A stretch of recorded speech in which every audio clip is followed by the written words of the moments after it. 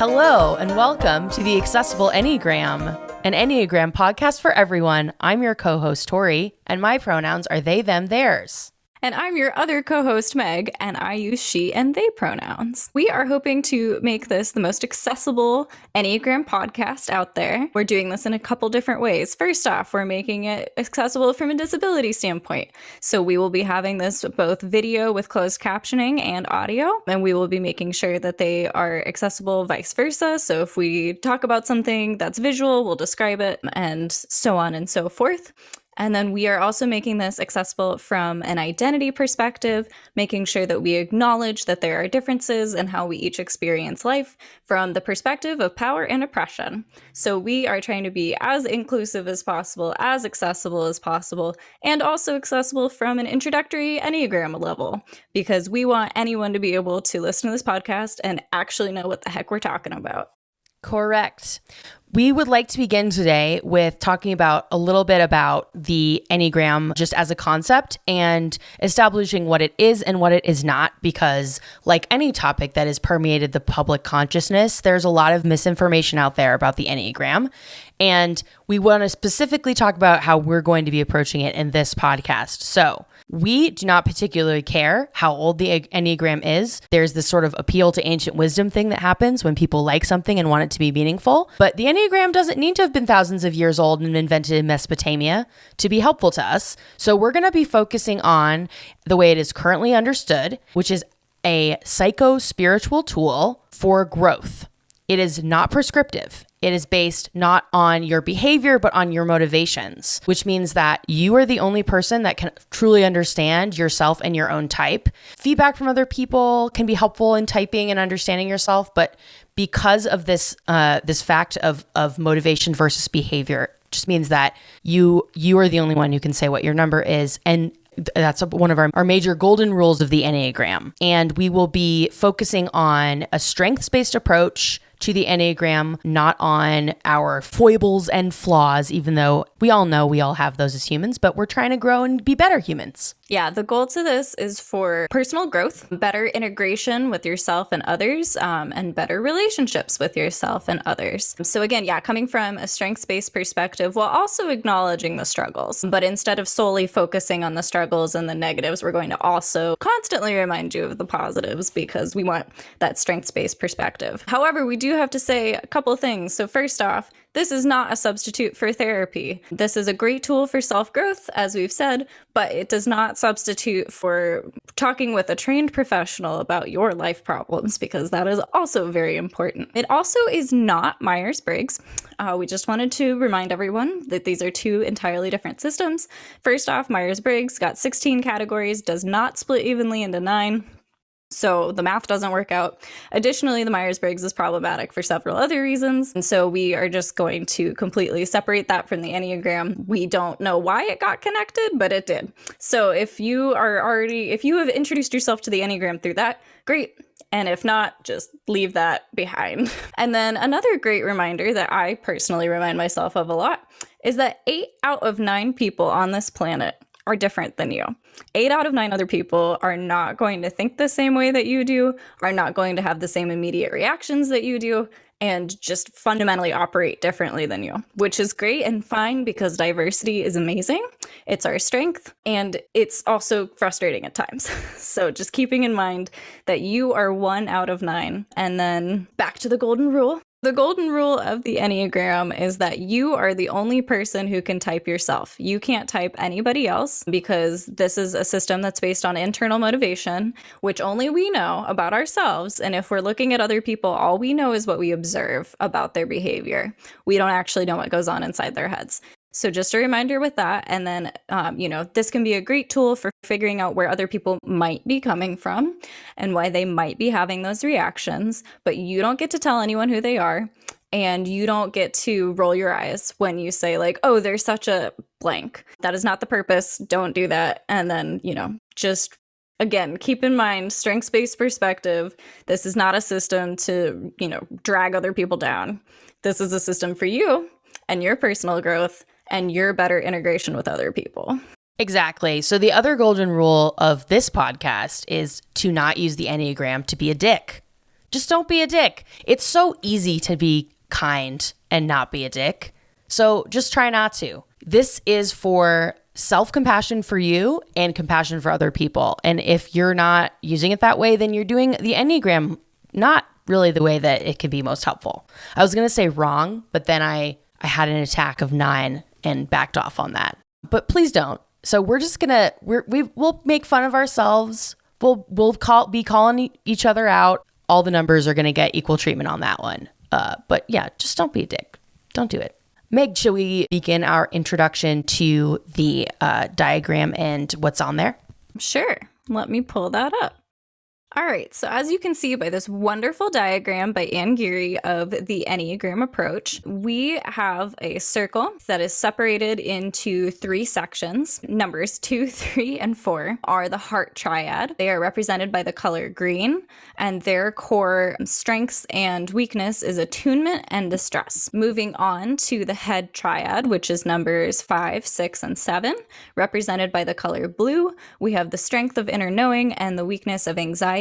Moving on finally to the gut or the body triad, represented by the color red, we have the numbers 8, 9, and 1, where their strength is autonomy and their weakness is anger. Finally, the other way that this diagram is structured will be with the biggest word on top being the main core description of this type, followed by the core value and then the core belief with the core avoidance on the bottom. So there's 3 lines. What we're going to be doing is briefly going through this diagram, going through each of the numbers. We're going to be doing this by triad. And so the best way to go through the triads is to start with number 2, which as a 1 will annoy me till the day I die, but that's okay because from an efficiency standpoint, it makes the most sense to start with the 2.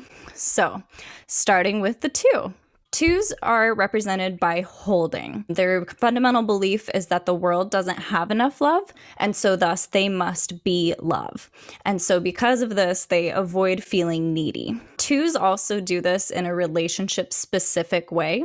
So their core drive is to have helpfulness in interpersonal relationships, not on a grander scale, but just on a one-to-one basis, kind of. Next, we have the 3. Their big thematic word here is value. They believe that the world values champions, and so that they then must be a winner. They avoid feelings of failure. So 3s are working with this belief that they need to be a winner by approaching life like a contest that they need to win, generally. So you will see 3s attempting to feel that they are worthy and good, or worthwhile, really, I think, by external achievements. So they will often be in positions of power and influence in the world. They might be very ambitious. And the way that they relate to other people can be impacted by that belief about hierarchy or needing to win in positive or negative ways, depending on how healthy they are. Yeah, and a quick note, we forgot to mention that every number exists on a scale of healthy to unhealthy.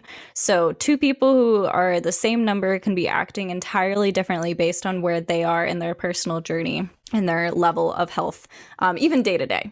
So just to keep that in mind with all of the numbers, there is a full range of behaviors that are, sort of specific to each number, but then different for each person each day. Moving on to the 4, they're known for their depth. That's really what they drive for, is to really just feel everything in its entirety. This comes from their core belief that the world doesn't understand them, and so thus they have to be their true identity. It's all about authenticity for 4s. And so they also, because they don't believe that the world understands them, they avoid feeling ordinary. That comes from this deep drive to feel unique and to feel everything that the world has to offer.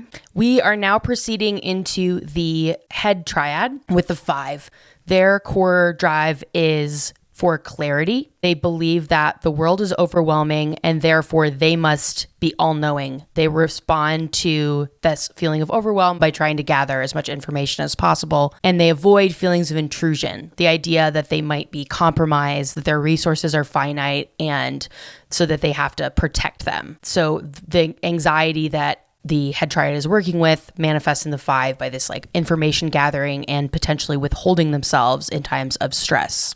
And then moving on to the 6, the number of the head triad that is most familiar with anxiety. They are known for their devotion, and this comes from the core belief that the world is a hazardous place, and so thus the best way to navigate that is through being loyal. This also leads to their core avoidance, which is feelings of risk. So the 6s really see everything from this perspective of safety, where it's all about trying to feel safe in our dangerous world. And so as such, they can really struggle with anxiety, but they also are used to it to the extent where it's just kind of a like, oh yeah, I'm anxious, whatever, because it's just how they view the world, is everything is, again, assessed on this scale of safe to unsafe. And so they are loyal to the people who they feel safe with.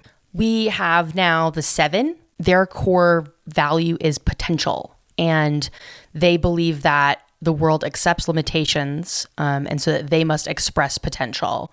They avoid feelings of limitation. So their response to this anxiety is to run as far away from it as possible, as fast as possible, in search of new and exciting opportunities.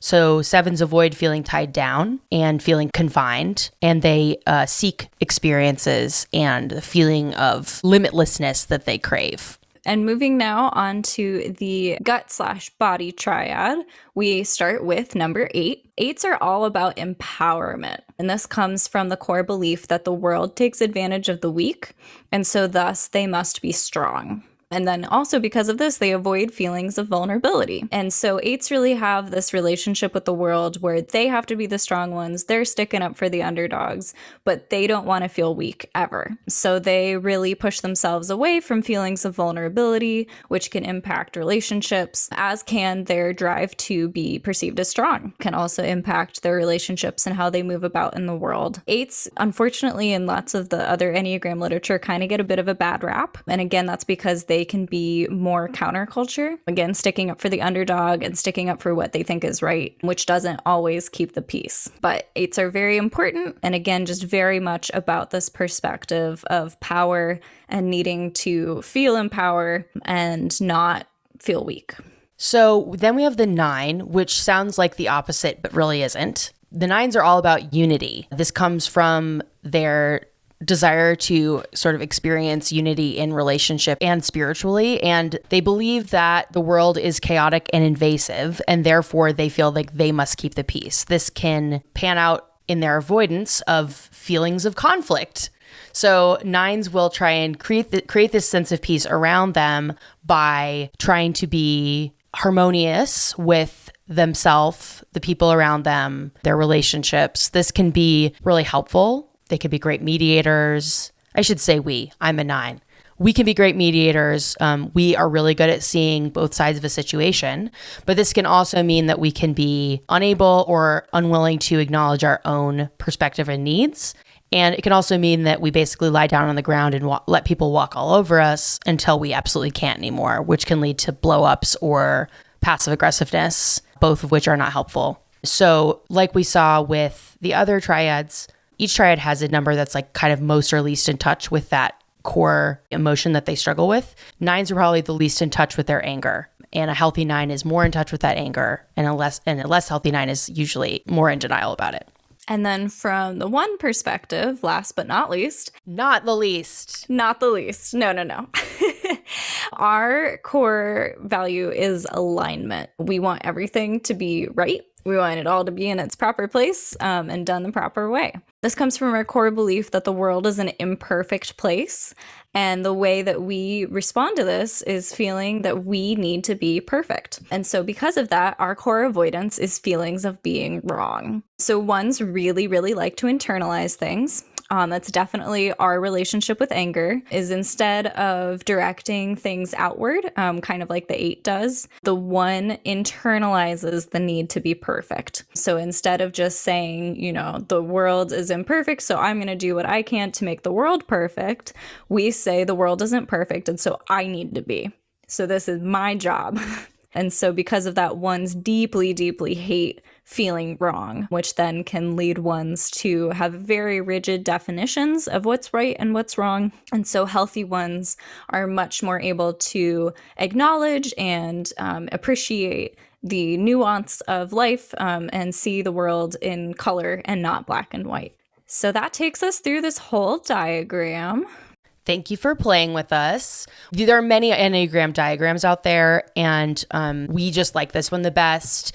Meg got to take a workshop with the creator and felt like the way that she described the core kind of ideas of each type was the best that she'd heard. And we thought, this is what we want to use to do the introduction, give them a shout out because it's really healthy, a strength-based way of looking at it. And it avoids some of the sort of theological language that can be kind of triggering for people with the Enneagram, some of that like sin language that can be difficult for people when they're getting into the Enneagram, especially if they have religious trauma or they're just not familiar with Christianity and don't understand why we're talking about sins like gluttony all the time. Yep. So real quick, we wanted to go back through and talk about how each number relates to the core principles of the triad. So like we touched on earlier, there's one number in each of the triads that has a very different relationship to that core weakness versus the other numbers. So they all tap into that same strength pretty equally, obviously in different ways. But it's interesting that there's one number in each of the triads that has a different relationship to that core weakness.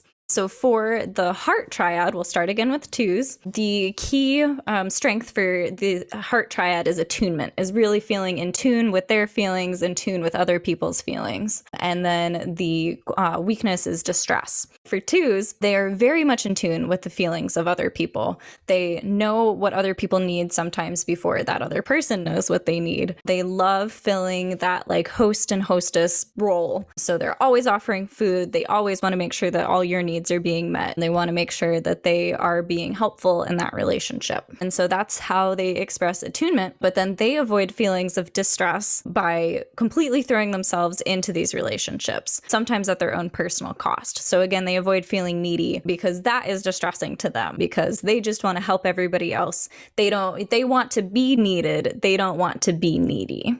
So that's their relationship with that. Yeah. And for threes, so we have in each of these triads, we see there's one number that just really leans in to that core weakness and is just like hanging out with it all the time. There's one that works with that by kind of externalizing it. This is what we see with the two. And then we have the avoidant one that's just like, oh no, I don't experience that. And that would be the three. So they're attuning by being really good at knowing what other people want from them and want them to be. This can mean that they can come across as inauthentic sometimes because they can be really good at being chameleons for whatever situation they're in.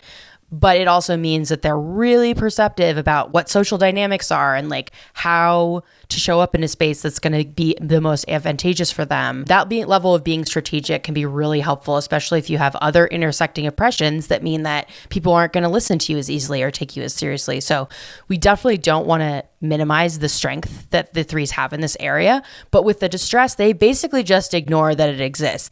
They're trying to overcome it by winning at everything all the time. And obviously, we're talking about threes that haven't done their work here. So if you're looking for the threes kind of emotional expression, you might not see it as much because they're the avoidant number in the heart triad. And then we have the four, which just throws themselves fully into the distress. Feel all the feelings. Exactly. They love depth. That's their thing. And that means, why on earth would you shout out certain emotions? You need to feel the full depth of being human, so you have to feel everything. So that's the number of the heart triad that just absolutely commits to the distress part of it, but then also really plays off of the attunement strength because they are very in tune with themselves and very in tune with their feelings, but sometimes not as in tune with other people. Again, because they really have this core drive to be unique. And so they constantly want to see themselves as being different than other people. So they are in tune with, again, their emotions and their distress, but it's very much the internalized number of that triad. Yeah, so you can kind of see this tension developing, which we'll see in all the triads, where there's a number that kind of is good at differentiating themselves, but not as great necessarily at seeing what's going on with other people. And that can play out in different ways depending on the relationships and how well somebody is showing up and how resourced they are and how many skills they have. So for example, fours can be super empathetic, or they can just kind of be narcissistically wallowing in their own thing. And that can totally depend on the 4 in question. And then we can also see that with 5s. So like 5s are the externalizing number of the head triad. They're putting their anxiety out here in the world. And I keep gesturing with my hands. I mean, I know we're recording this for video, but also this is primarily an audio format and no one can see my gesturing, but you guys know what I mean. So they're displacing their anxiety onto the world in making it so that, it's distant from them so they can look at it and understand it and kind of try to be objective about what's going on, so that you'll see 5s just like trying to accumulate more and more and more information. Like if they're stressed, they can't make decisions unless they know literally everything. You might be a 5 if you are the kind of person who reads like every product review and does cross comparisons before you make any purchase, because that is the kind of thing that 5s are going to try to do, especially if you're stressed. Like you might see yourself just like looking for more and more and more and more and more and more reassurance that you know what's going on. So that's kind of where the 5's coming from, in tension with the 6, which Meg's going to talk about, which again is the number that just like takes the anxiety and just like lives there. Which can be their strength. There's plenty of like people who are 6s who are EMTs, because again, like, oh, it's an anxiety provoking situation. Cool. That's my Tuesday, so 6s are really, I don't want to say comfortable in their anxiety, but they're so used to it because it's, their day-to-day life. So sort of like the 5, 6s like to gather as much information as possible, but from a relationship perspective. So 6s often use other people as sounding boards.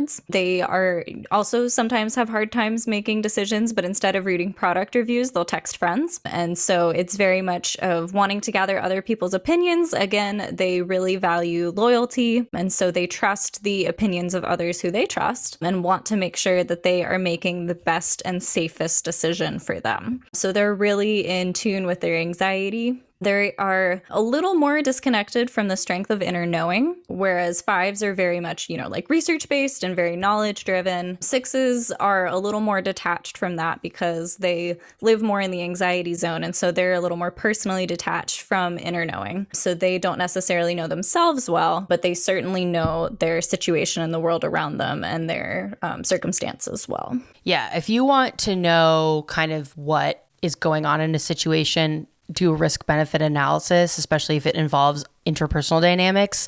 6s are great at that. They're really good at seeing kind of like the dynamics at play. 3s and 6s can be either very helpful or just totally devastating because they have that in common. It's kind of like they can see what's happening and then you can see how that would go good or bad. But yeah, 6s are less able to be certain of their own judgment. That's partly why they're always reaching out to other people. And so healthy 6s can get more confident in themselves, and that can be really cool to see. 7s are, as we discussed, our avoidant number. They avoid distress. They avoid distress sometimes to a degree that can be pathological. Their ability to be uncomfortable or to feel confined, that's what they're avoiding. So the anxiety of like, their anxiety is often around like wasted potential. What if I do this and not this, then I may be missing out. Like the FOMO is just so bad for a 7. There can be really spontaneous, but also they might be just waffling constantly. And they can also experience kind of a lack of satisfaction with the decision they do make because they're concerned that they might have made the wrong decision and might be missing out. Yep. But then they're also incredibly creative. So they're really attuned with that strength of knowing all of the different possibilities.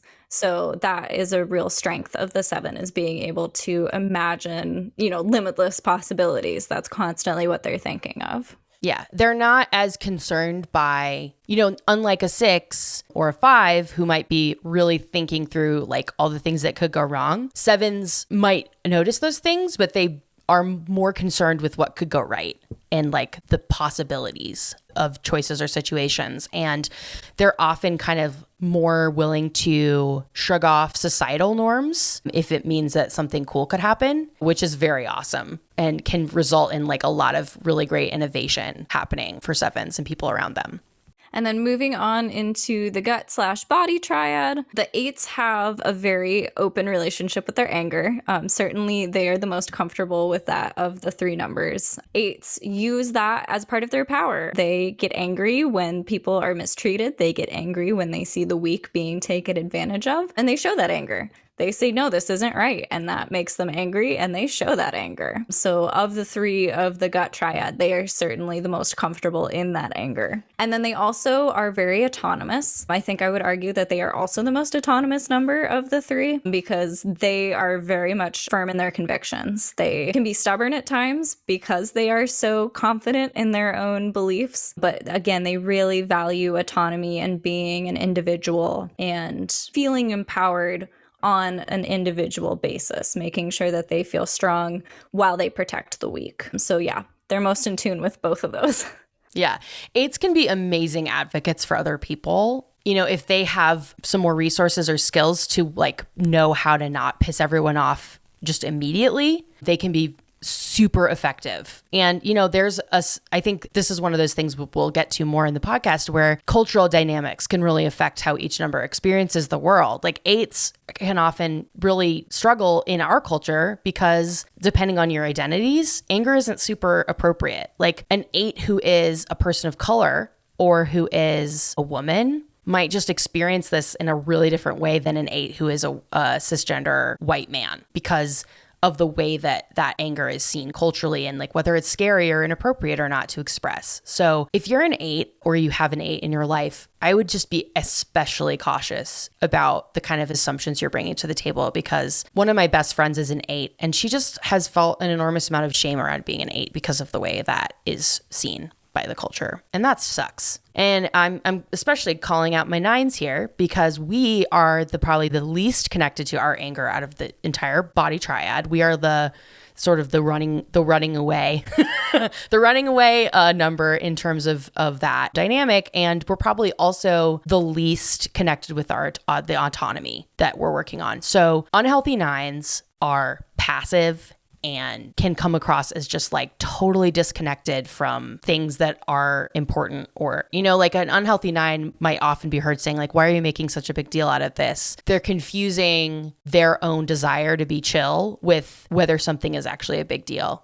So nines are at their best when they realize that they are important and that their opinions and presence are important, and to have boundaries around that so that they can truly be in relationship with other people instead of just kind of like gooping out and like melding onto them emotionally. So that process of self-differentiation can be hard for nines because they want that unity and that connection, especially to a higher power or source or God. And so if you can have that kind of healthy relationships with other people and a healthy spiritual practice and some good personal boundaries, then you can experience that anger in a way that's not going to be like too scary for you. And you can engage in conflict in a way that's like productive and normal and not avoidant. Yep, and healthy nines are also far more autonomous. A healthy nine is in touch with themselves. And so that's also important to note on the healthy to unhealthy scale. An unhealthy nine is the most disconnected, and a healthy nine is the most connected to both autonomy and anger. And then ones have a different relationship. They have the internalizing of both. So again, ones have the core drive to be perfect themselves, ourselves. And so our relationship with anger is really different than the eights because we do feel angry. We just call it frustrated because that's far more socially acceptable. But I'm low-key frustrated all the time because things aren't right, because the world is imperfect and I want things to be perfect. So we have that anger, but it's completely internalized. And especially as, you know, a woman, again, anger is not socially acceptable. And so it just goes right back inside. So even though I feel angry, it's not perfect, in quotes, to be angry. And so thus I try to not externally appear angry ever. So that means that healthier ones are more in touch with that anger, are able to express that anger externally so it doesn't just build up inside of you like a volcano. Not recommended. But then also in terms of the strength of autonomy, ones can be very autonomous because we have our convictions. We definitely believe in doing things whatever our version of right is. And so we are, autonomous from that perspective and from the perspective that we want to do things ourselves. Again, it's this drive for us to be perfect and not for everyone to be perfect. So it's that autonomy in that sense. And then again, a healthy one is going to be more aware of that and aware of how, again, We're 1 out of 9 numbers. Not everybody else cares as much about doing the dishes the right way. So just, keeping in mind that the ones who are healthier are able to see the grayscale of life. Yeah. So we'll go into more depth around all of this when we do our further episodes. And I think this might be a good time to just kind of talk about a little bit briefly what our plan is for the next few episodes of the podcast. Our commitment is to cover every single number individually. That's the English word I was searching for. Or in turn. Ooh, there we go. And we are going to do it in the same order. So we're going to start with 2 again, and we'll do full episode on each number. We are also going to cover the triads as an episode. And then we're going to do this like the thing with the lines, which we are not on the diagram that we used. But if you Google an Enneagram diagram, you'll see these lines, and we'll talk about those. But Meg and I both feel that there's simply too much when you're trying to learn this if you add too many things on top. And we'll also talk about wings. So we'll do some episodes about like, okay, now you kind of understand what these numbers are. Now what's going on with these other dynamics? And I would love it if we could close, Meg, with our conversation about what typing yourself can be like. Sure. Because you can enjoy the Enneagram podcast and book and community around it without knowing your type, but obviously you're going to want to know your type eventually. Absolutely. Again, Enneagram is a tool for self-growth. It's a tool for self-understanding. So it's really great to listen to it, but you are going to get so much more out of this and out of life, quite frankly, if you are able to identify your Enneagram number and then move forward from there. So there's lots of, quizzes and stuff out there, but definitely don't spend any money on those. It's much more helpful to read the descriptions of each type. We have descriptions of each type on our website, accessibleenneagram.com. Read through the descriptions, and what I would suggest is keep a list of your top 3. So the 3 that resonate most with you, make sure that it's the thing not that you're resonating most with today, but what seems to resonate most with you on an average. Keep in mind that there's, we do have different behaviors on a day-to-day basis, but think about what drives you overall. So keep track of that, keep track of, your top 3. And then I think the way that you know what your number is when you see something that you feel deeply called out, where you see an Enneagram meme, which I love. I love those memes. We're going to start an Instagram account basically just to share those memes. But when you see something and you're like, oh, that's me. Oh, don't at me that hard. That's when you know that's your number. So, go from there and take your time. And, it's natural to mistype at first. So if you don't get it first go, that's fine. You're learning more about another number. So just keep at it until you find something that really deeply resonates with you. And that's how you know, is when you have that moment where you're like, oh, that's me. Like, I feel seen. I feel heard. That's absolutely who I am. And you will find that description. But again, you're going to find that through reading about it, not through taking quizzes. Yeah. And the other thing I would say, so I would say that 9s are the most likely number to mistype because we can see everyone's perspective all the time. And 9s have the most access to the characteristics of all the other numbers by our nature.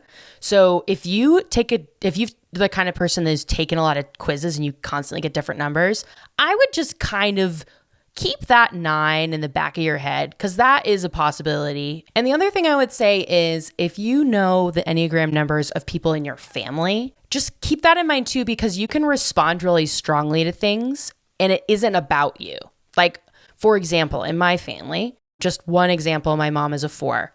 And I knew immediately when I was reading the descriptions of them, even if she hadn't told me she was a 4, which she did, I was like, oh my God, that's my mom. And I had a lot of feelings about it, but it wasn't me. It was just because I know my mom. My mom is very important to me. We're very close. So I've been impacted by her 4-ness a lot, mostly positively, right? So keep that in mind too. If you're having just a lot of reactive feelings, that is probably about relationship. The calling out feeling of oh no, that is... I agree with Meg. That's good. That's really how I knew I was a 9, not a 1, which is what I initially mistyped as. Because deep down, I don't need things to be perfect. I just want to be chill, And I read a meme about that and I was like, oh shoot.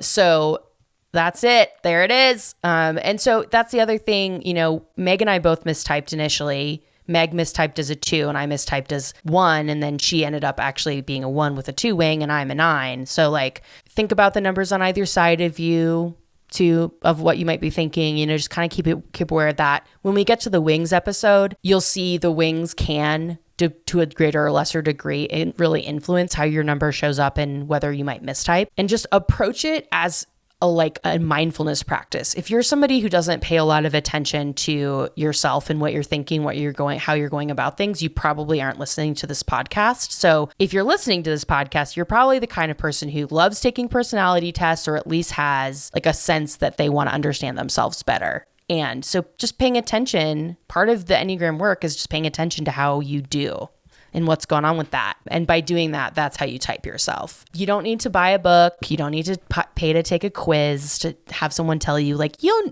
know who you are. And then if you do want to buy things later, sure, go for it. Like both Meg and I have our favorite Enneagram resources that we can certainly recommend, but you don't need to do any of that to get started. So please tune in again with us next time for our in-depth exploration of the 2 and the subsequent episodes where we will be covering all of the numbers. Yep. Episode 3 will be 3s. Episode 4 will be 4s. And then we'll end with episode 10 being 1s, which still has a 1 in it. So there. Yeah, there. C1s, we're doing fine. It's all right. You'll be okay. Even if you didn't get the first episode, you'll be all right. We'll manage. Thank you for listening. I'm Tori. And I'm Meg. We hope that you can grow with us.